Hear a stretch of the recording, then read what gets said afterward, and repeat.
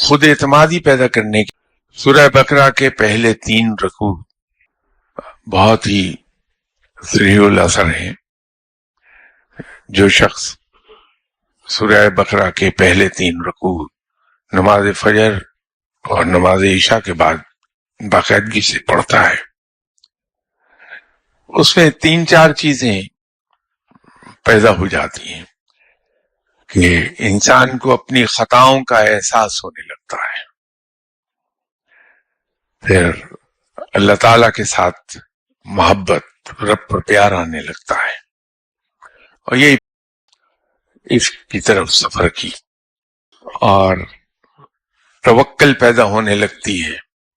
بلکہ یوں کہہ لیجیے زیادہ صحیح کہ دل سے دنیا کی محبت نکلنے لگتی ہے. اور تیسری چیز خود اعتمادی پیدا ہوتی ہے. عبادات کے سلسلے میں یاد رکھیے کہ عبادات کی کثرت سے زیادہ جو چیز انسان کو فائدہ دیتی ہے وہ باقاعدگی اور پابندی ہے.